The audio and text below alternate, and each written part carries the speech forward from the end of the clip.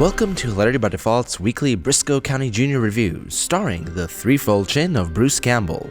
Briscoe and company are out to save a kidnapped baby and future emperor of China from a ruthless Chinese gang responsible for murdering Briscoe's mother in episode 24 and Baby Makes 3. Serving as an immediate follow-up to Wildcard, this episode features the return of many recurring characters from the series: Dixie Cousins, Pete, Whip Morgan, and even Lee Powell.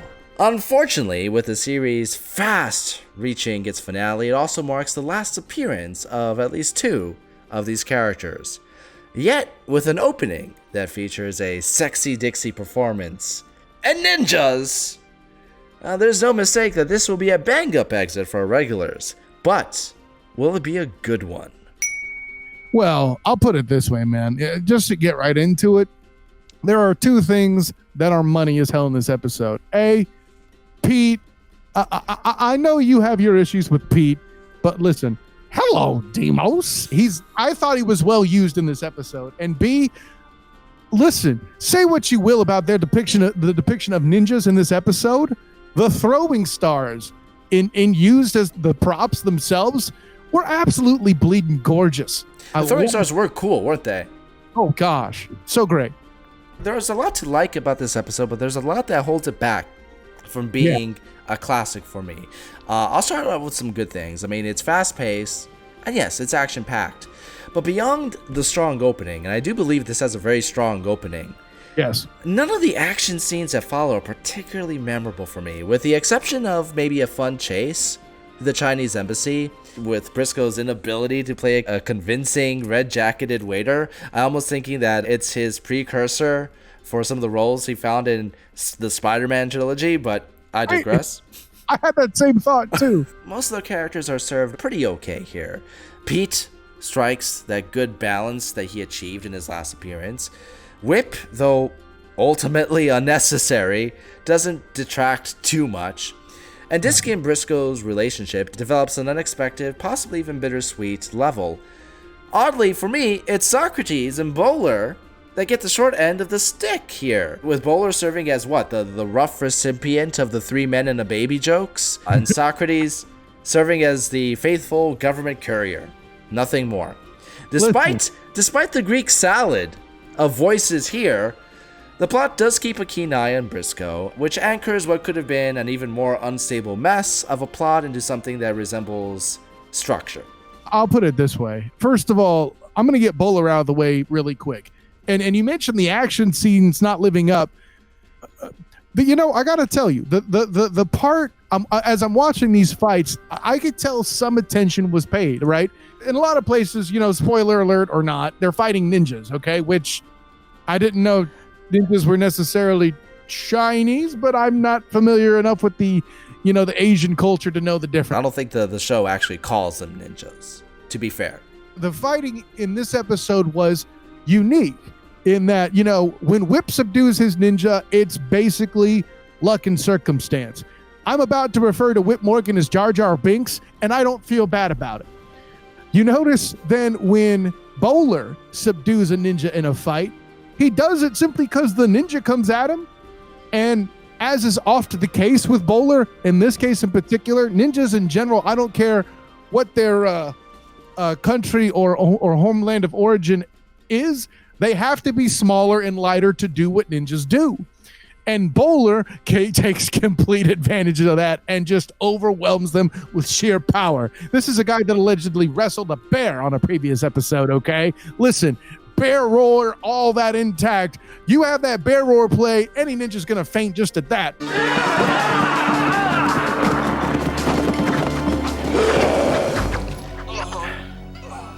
But the one thing I couldn't buy was Briscoe fighting ninjas. Why is he winning other than the fact he's got an amazing chin and he's the title character? I'm just saying. There are way too many characters. I mean, decently balanced for how many characters there are. I will give him a little bit of credit, but with so much going on and the added dynamic of Briscoe now avenging his mother's killer, many of the narrative threads by the end of the episode leave one feeling unfulfilled.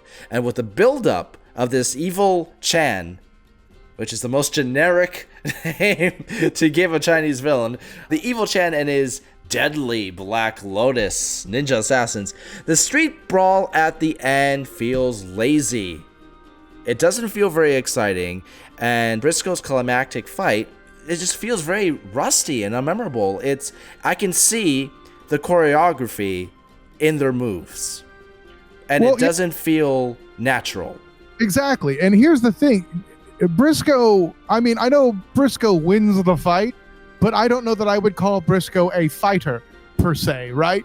That works usually left to Bowler, and rightly so.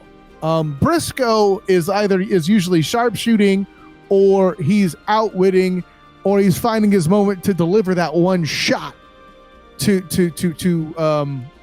change the tide. And instead, because we have ninjas, that is required somewhere in some tablet in some executive studio's office, that there must be hand-to-hand combat. And that just doesn't work for Brisco. Well, I'll give him some more credit, though, because if Brisco were to win, he would have won by doing something clever. And at the end of the episode, he does something clever by jumping through that window, right? If they had it where Brisco jumped through the window and knocked the guy, Chan, immediately off the balcony, I would have been okay with that. I can buy it to a degree, and it's a pet peeve when people are having a fight and they hold still while holding each other so they can shoot lines back and forth against each other. Cinematic thing. I get it. Well, but when you're fighting a ninja, an elite ninja warrior, come on. I mean, I couldn't buy it. I'm sorry. So, but for all that being said, that being your nitpick makes sense. Mine is just, listen, I get that Dixie is supposed to be unnatural with kids, but Dixie Cousins seemed way too unnatural with being unnatural. You noticed that? I mean, I get it. Fine. You aren't hip to children. Can you stop making... And granted, that's not all, the fault of the execution of the acting. Some of that is the writing, too. Stop reminding me she's uncomfortable. Hey, listen, I saw the first part of the frickin' show where she's dancing the sensual and happy number.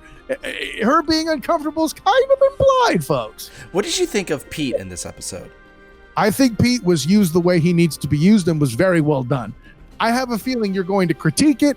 I don't see how you could exactly. No, actually, I enjoyed Pete in this episode. Oh, okay. I am a blink away from using the word perfect, but the whole with the water torture thing and all that was an excellent gag, and the way that he comes to just at the right point to make the silly decision, as Pete often does. Listen, it's you referred to him already as this show's Wile E. Coyote, and man, that lands for me every time like an anvil to the head of some sort of a predatorial animal in the desert. He's one of those characters, and I've alluded to this a few times before, especially in the last episode where we talked about him.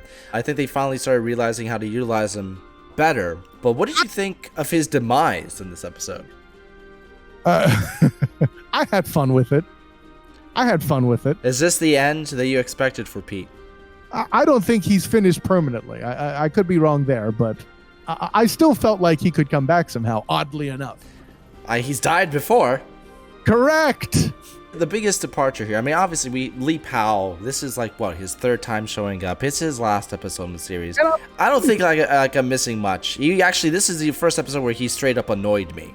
Oh, I don't think that's fair. It's not the actor. It's not even specifically his character. It's the structure. Like, they keep saying, this isn't your time to fight Chen. It's like they're trying to build up a new arc for the character, and they're utilizing Lee Powell to set up that arc. And then they just close the door. They have to keep building it that way, because the fight itself, as you pointed out, is so underwhelming. They need something to give it some juice. But that makes it feel even more underwhelming because they keep building it up. I think that's a great point by you. So I don't know, man. I think I'll put it this way: if you were going to send out Lee Powell as a major minor character, or as a mid-major character, as they say in college basketball terms, I think this is a good one for him to go out on. Like, as an example, if either of these were truly Dixie Cousins or Pete's last episode, I'd be somewhat sad about it. Somewhat. I'd be really sad if this was Dixie's last episode. Well, I mean, this is a point where I do have to give something away.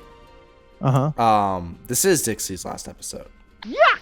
tobacco. What is wrong with these Mickey fireballs? That can't be right. I mean, this is the point where we need to talk about it. However, this isn't the last time I'm going to bring Dixie up again, because after we're done with the series, we're going to do at least one episode where we talk about what season 2 was supposed to be. Mm-hmm. And okay, that makes sense. yes, and Dixie was going to be a central figure for season 2. But given that this is her official on-screen departure, how do you feel about it? Well, I mean, so I liked the gimmick where she was requested to transport the baby. I thoroughly expected her back in time to finish the series. If I'm wrong, well, that sucks for me. But you explaining to me that that's how we transitioned to her in season 2, except, hey, listen, those execs, give the execs at Fox this much credit. They're excellent in their decisions on how to handle shows. Listen, the way that they were brilliant about extending Briscoe County Jr., the way they were smart enough to foresee the successful long-standing series Firefly, and how they would never break away from a show as funny as Family Guy. Masters. The true business savvy and just how in touch they are with their audience. What? Oh, son of a bitch! I thought that clever was a synonym for Fox. What the hell? Nicely.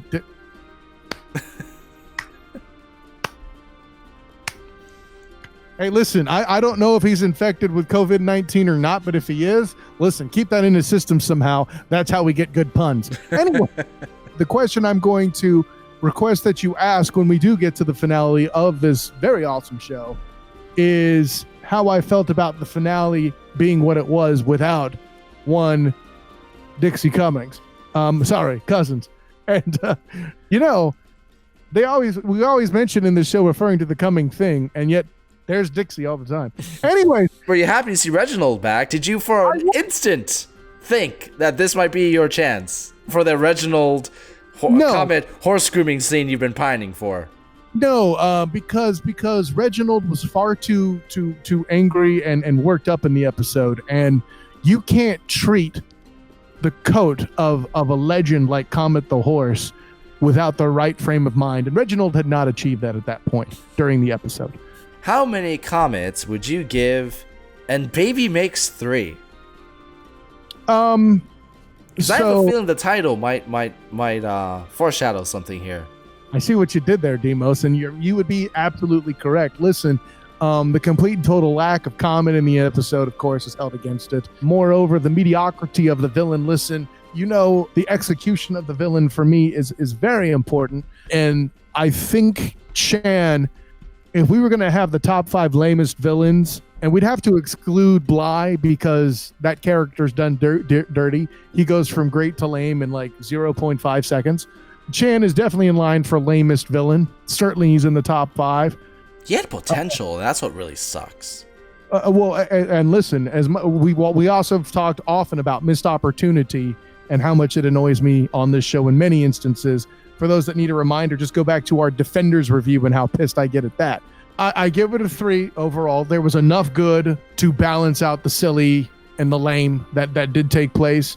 The attention to certain... Listen, the fight choreography, I think, overall is kind of a metaphor for why I give it a 3. There are some things that are done well and handled well. Whip Morgan as Jar Jar Binks, Bowler the Brawler whipping up on a ninja just off of sheer brute force. And here's Briscoe winning because. I felt that this episode actually had fewer tongue-in-cheek moments than some of the other episodes. Maybe with the tedious exception of a baby pissing joke, because any show that has a baby suddenly show up out of nowhere needs to have a baby pissing joke. I mean, listen, I have a 10-month-old and that hasn't happened to me. I mean, obviously they were going for a 3 men and a baby scenario. I mean, hell, a lot of shows were doing that at the time. MacGyver had a 3 men and a baby episode. Anyway, and in fact, if anything, I can even argue this episode strikes a more serious tone than normal. In fact, I still maintain there's a lot of potential here that feels sadly lost in its rush to carry it through. Its high-stake reveal, I mean, we haven't even talked about this, its high-stake reveal that the baby is the Emperor of China, it comes across as lazy rather than urgent. Agreed. I mean, and really, you mentioned the quickness with which that the controversy of Briscoe's mother's death is just shoehorned in. That could have very well been its own damn episode. That could have been a season-long arc. Fireballs. That's a good point. And it feels like they're setting it up that way too. Like, this isn't your time to face Chan. This isn't your time to face Chan. I got knocked down. I guess it's your time to face Chan. Come on. That's exactly what happens. This isn't your time to face Bly. There's many centuries that must pass first. Fireballs. Listen, I'm awarding it 3 comments, but I cannot contend that this is, to use your words yet again, it is not a cheese pizza. This is not your classic cheese pizza episode. It's not. If anything, if you want to call it a pizza, it's a pizza that has a lot of extra sauce, but is light on cheese. You know what it is? That's great. I like that, Demos. What I would say it is it's like a pizza that you got from a fancy, proper Italian restaurant that has sat for a few days and you reheat it in the microwave instead of the oven. Oh, not even with a cup of water? Not even with a cup of water. Oh, why? There should be laws against that. Because that's the water torture. Boom! Oh. And that's how Pete made it through. So join us every week as we cover all 27 episodes of The Adventures of Briscoe County Jr. We invite you to watch along and let us know in the comments below what your thoughts are on each episode. And make sure to like and subscribe for more fun from Hilarity by Default.